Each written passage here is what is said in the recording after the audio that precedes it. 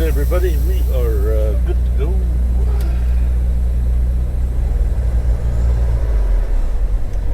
We are empty and headed to Mount Crawford, Virginia, 135 miles away.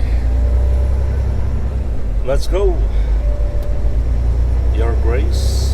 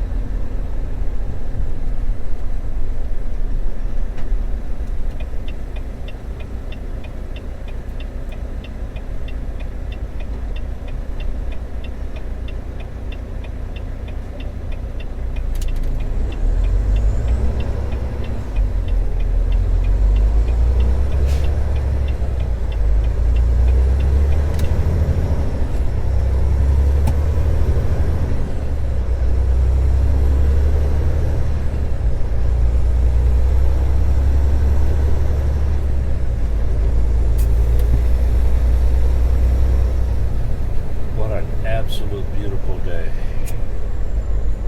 60 degrees. No, 59.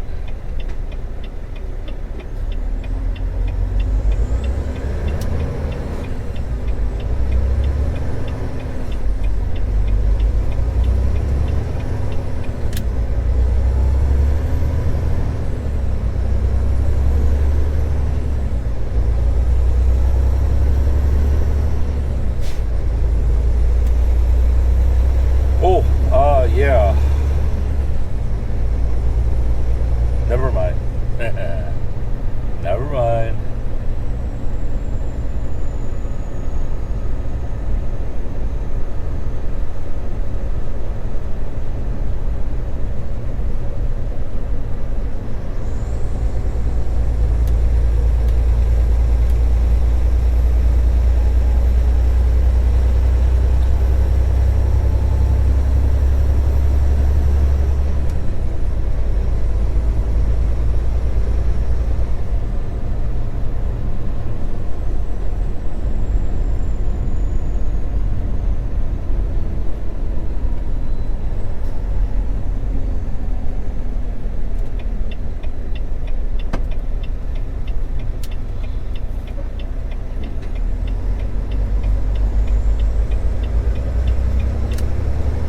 I got something.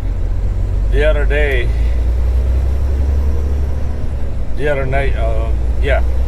actually it was yesterday morning. I took a 10-hour break over there in Gadsden, Alabama. And I had the most, it wasn't scary, but it was the most heartbreaking, very lonely dream. I tell you, I've never felt so alone in a dream. And here's the story. I was somehow I got myself in death row. And that day was my scheduled execution by way of lethal injection. And I think I was given a choice. What was my last request? And I told the warden, I think, that I wanted my wife present. And they would not say okay. They denied my last request.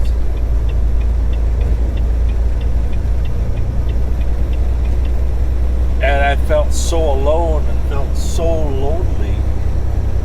And I started,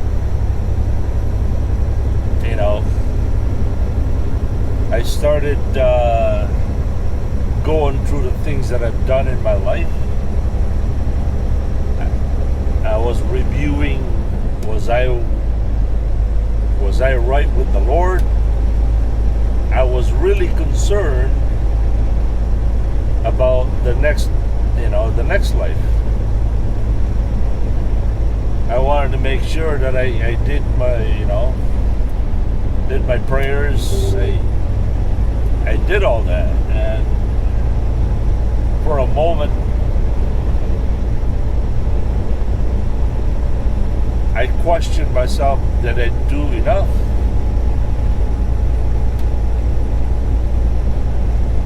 And the warmest feeling came over me and said, well, it's not about what you've done enough. He has done it all. You don't have to do anything else. You accept the gift of the Lord Jesus Christ.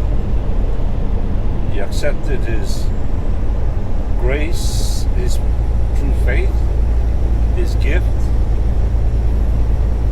And it's not about you. Have you done enough?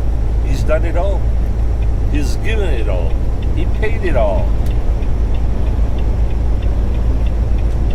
And suddenly I was at peace.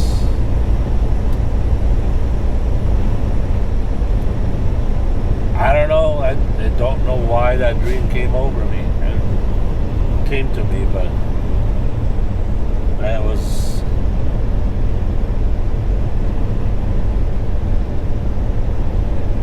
I don't remember the whole detail of the dream. It feels like I'm missing some parts of it. I think there was a little bit of an aspect of I wanted to call somebody to testify of my innocence. But somehow they could not, they refused. I was left to hang to dry. And if you really think about it, I think that what it was is me justifying myself. I'm innocent.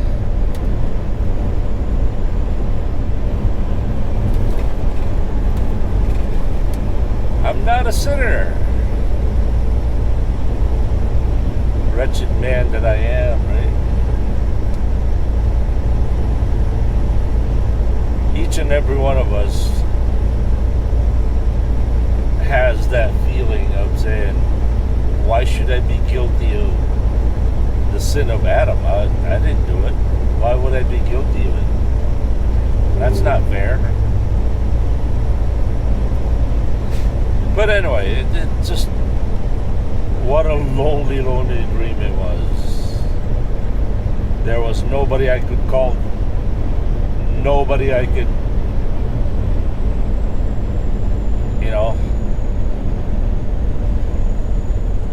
somebody I could call to help me. I was left with myself and my faith in the Lord.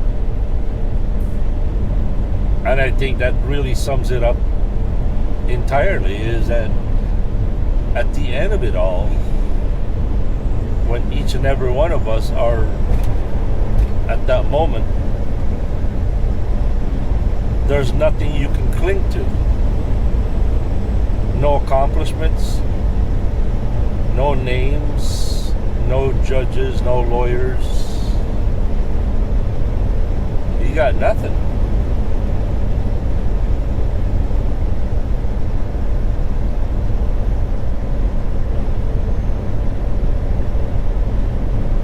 Anyway, that was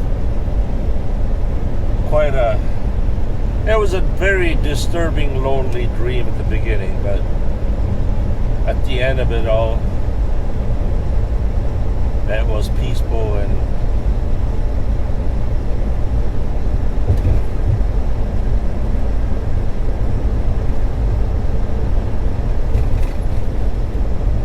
so yeah, I think the whole point is examine yourselves,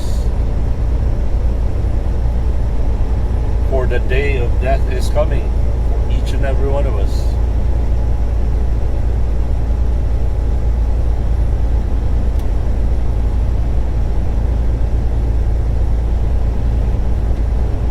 it is appointed unto man once to die, after this, judgment.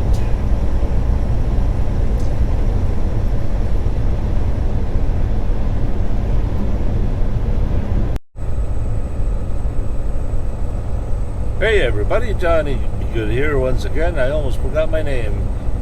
Let's do that again. Hey everybody, Johnny Good here. Hello and greetings from the Potomac River. Potomac River. We are on the Maryland side, crossing into West Virginia, I think. Wait, I think it's Virginia. Let's just wait. So this is the Potomac River on highway, what is this? 340.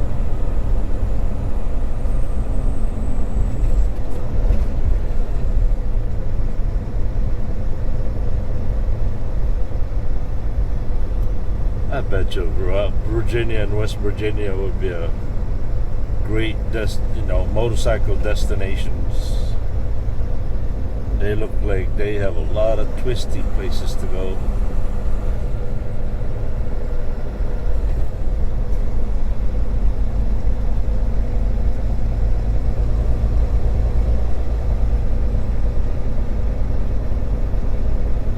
I guess I missed the sign. I missed the sign.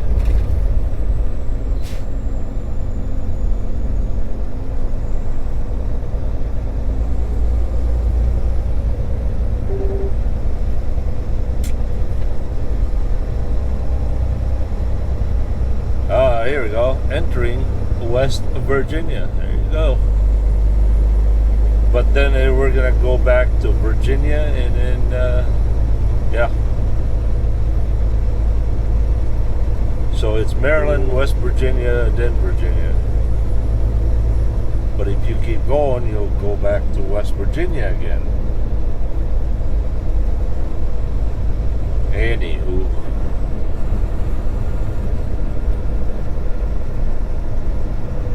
Oh, I tell you that that hamburger sandwich today was good. The fish was even better. Oh my goodness. I feel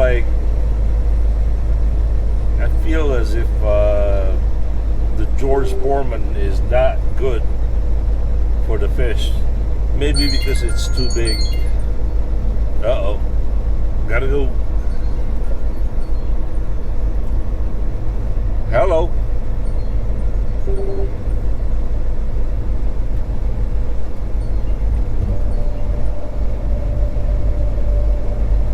Hello. Hi, is this John? Yes, it is. Hi, John. This is Brenda returning your call from Dr. Bridge in office. Uh-huh. So you were correct. Sorry about the interruption. That was my doctor's nursing staff. The recent visit that I had with my doctor is he had to do a lab work on me. You see, I take a medicine called levothyroxine. What it is, it regulates your thyroid. My thyroid has been out of whack for the last 20 years, I think. That's why I'm often experiencing cold, hot. I feel like an old lady with hot flashes. So anyway, the medicine that I take is 100 microgram, I think it is. It's a really small pill. And when the result just came in the other day, the doctor suggested that I take a 125 microgram levothyroxine.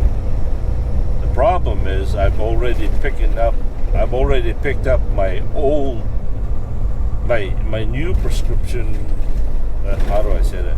I've already picked up my prescription that is still 100 milligram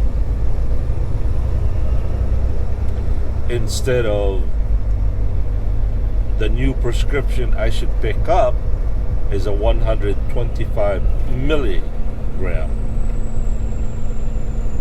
But since I had some extra levothyroxine pills here that are 100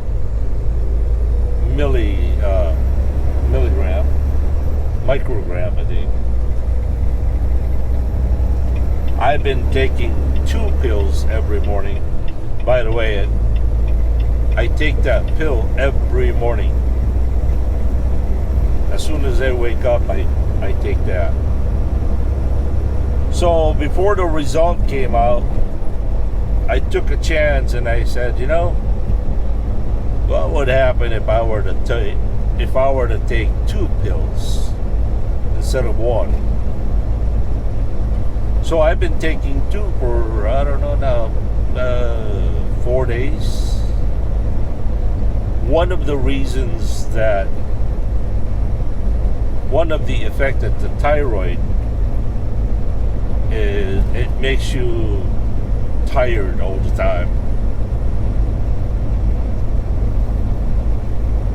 So that's one of the reasons why I went to my doctor to complain that I was tired waking up. I said, you know, I get a full 8-9 hour sleep, and as soon as I wake up, I'm tired. I said, this is so unusual. That's why he ordered a blood work for it.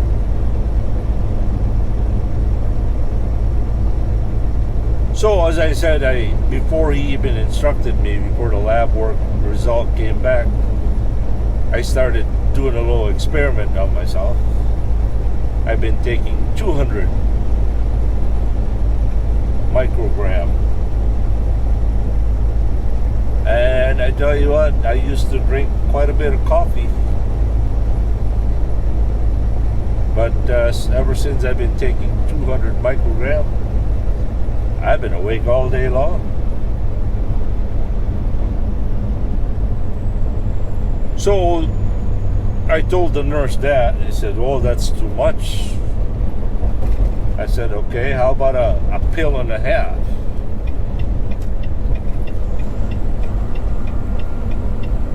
I said, how about I take a pill and a half until I get the right prescription?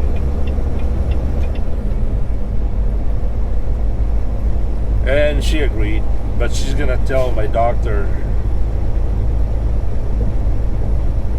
of the little self-experiment that I've been doing.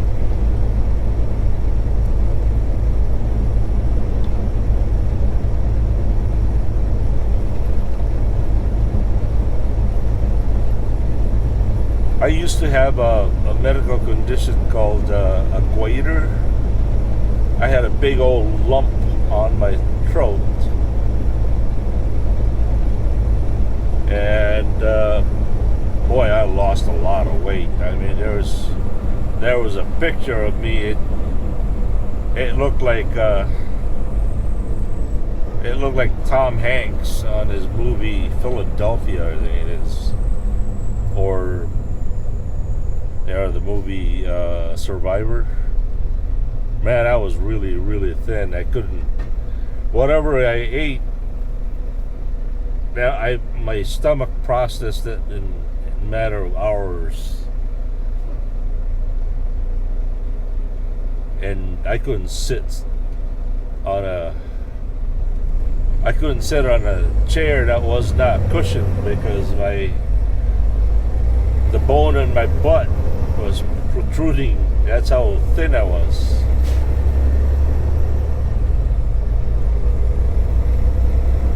And I went to see a doctor, and they gave me this big iodine pill.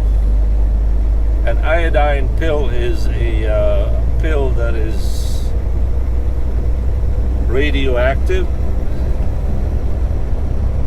And that was it. That took care of it.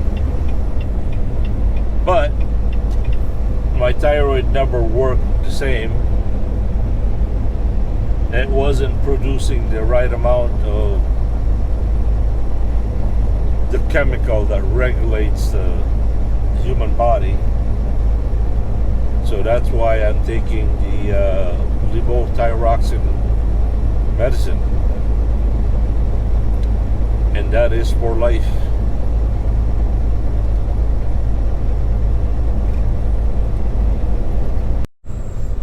Ladies and gentlemen, welcome to the town of Berryville, Clare County, Virginia.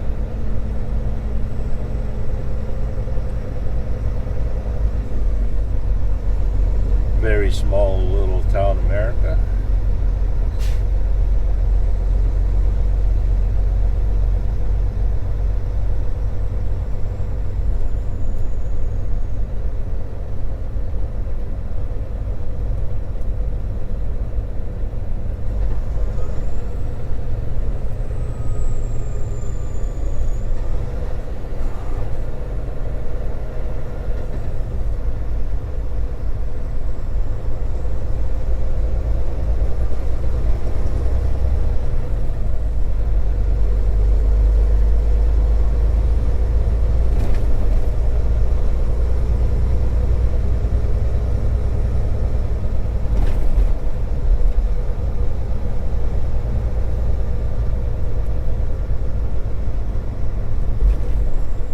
The Russian oil right there.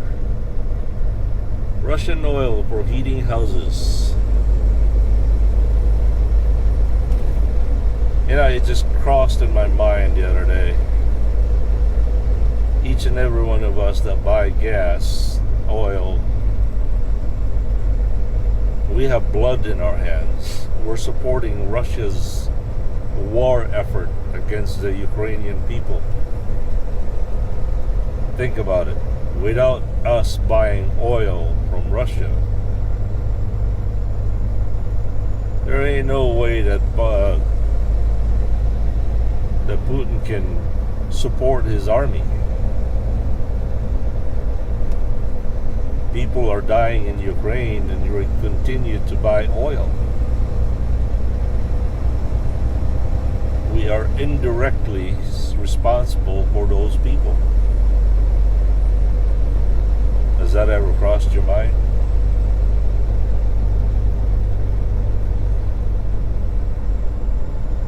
It's gut-wrenching reality, isn't it?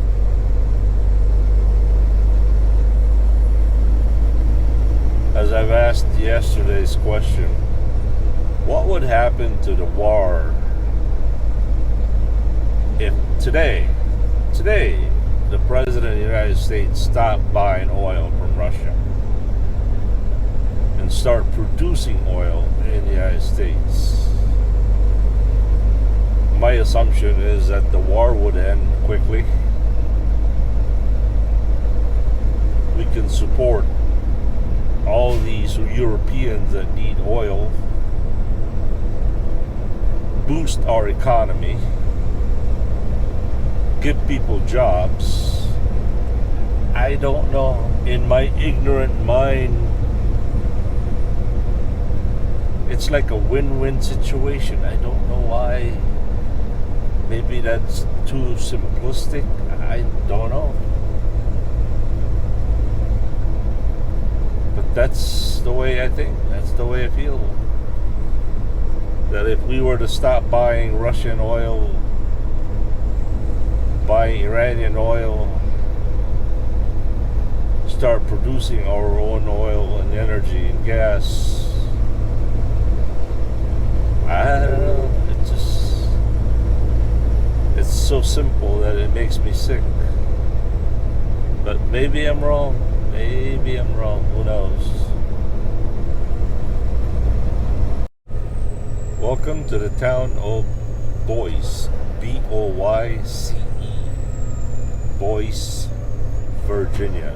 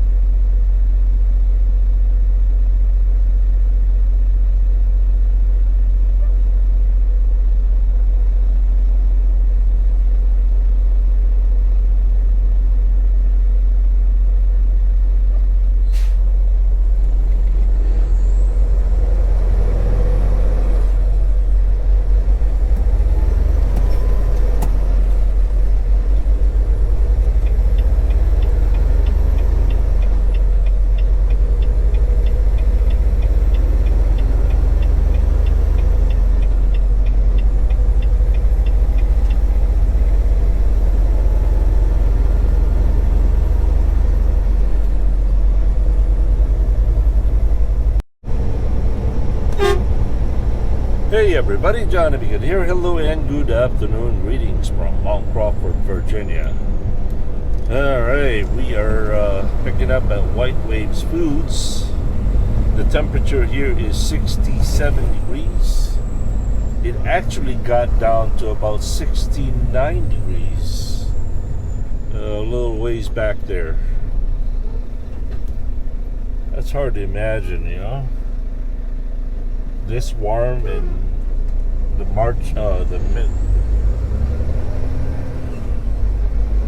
this warm on the month of March. Gee, crickets. This warm in the month of March. Still doesn't sound right. Yeah.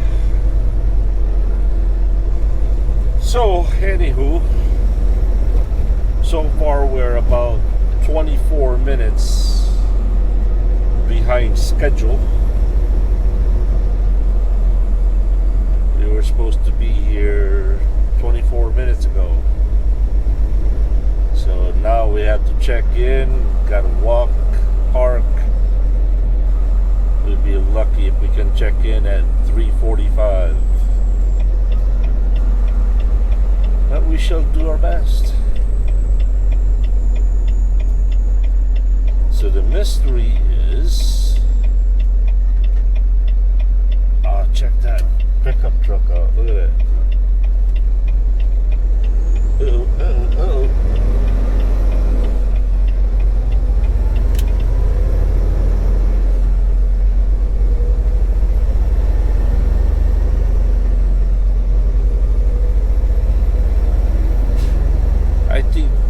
I think I'm gonna use this entrance here instead of going to the other side. Besides, the sign is gone. Oh wow, look at that. You see it? You see it?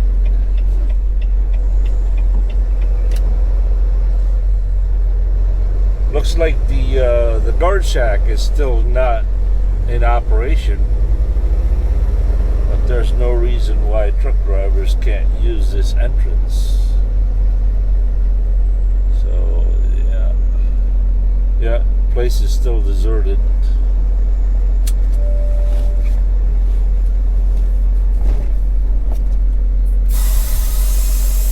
Oh, I figured out where this load is going. This load is going to Madison, Wisconsin. I thought it was Oconomowoc, which is fine with me. I'd rather go to Madison than Oconomowoc any day of the week.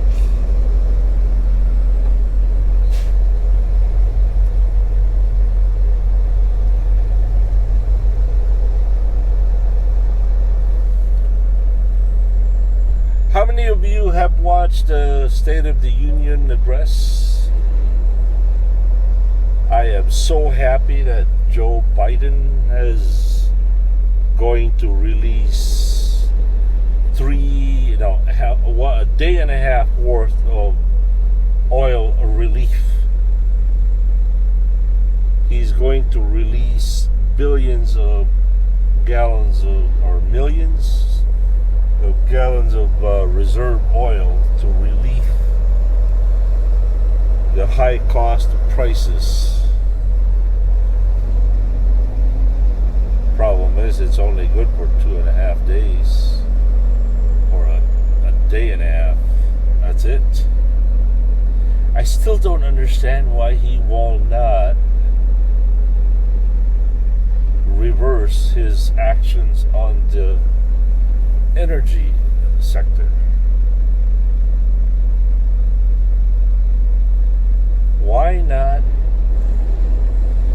reinstate the Keystone Pipeline?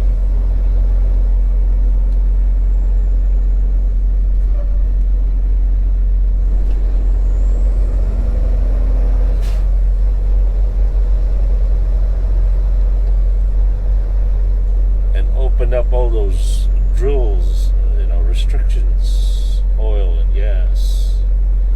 I don't understand it. I really don't. some of you can explain that to me.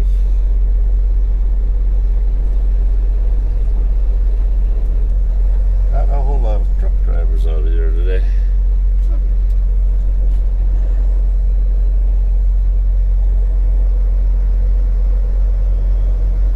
Security guard must not be here because that truck is parked right there.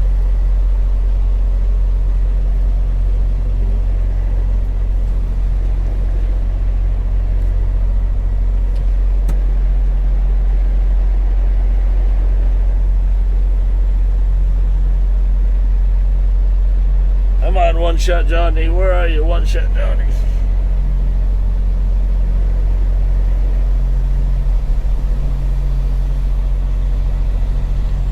One Shot Johnny is present today.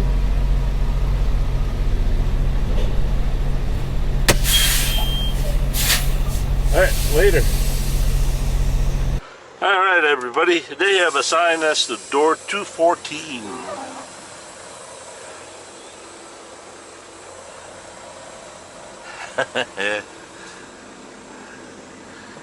Which is this door that we temporarily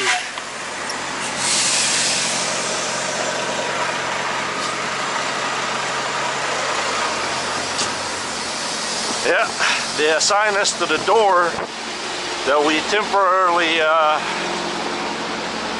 docked on just so that we can park. Imagine that, right? How cool is that?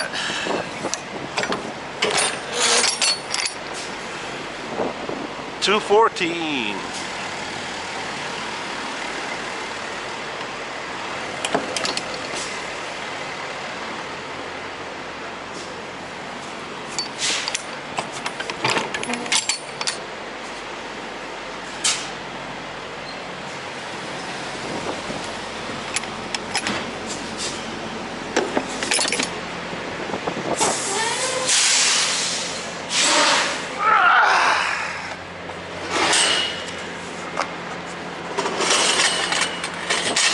Oops.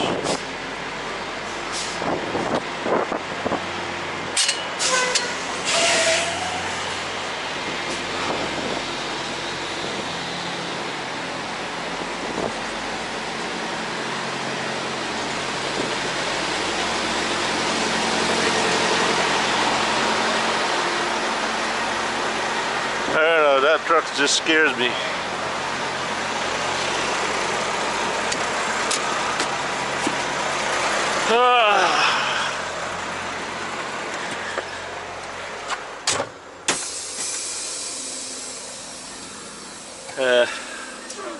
Let's move over some a little bit. No, we're good. We're good.